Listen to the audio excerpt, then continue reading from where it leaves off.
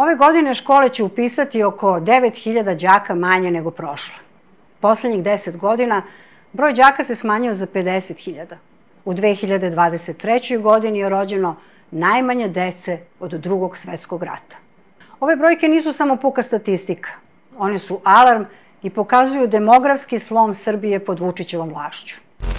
On svakodnevno paradira medijima, hvali se nekakvim rekordima i uspesima, a zemlja nam se bukvalno gasi.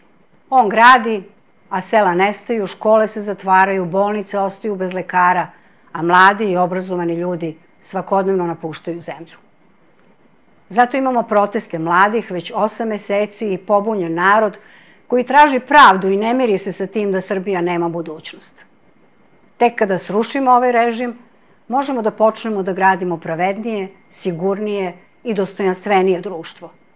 Samo tada će mladi želeti da ostanu u svojoj zemlji i grade budućnost kakvu zaslužuju.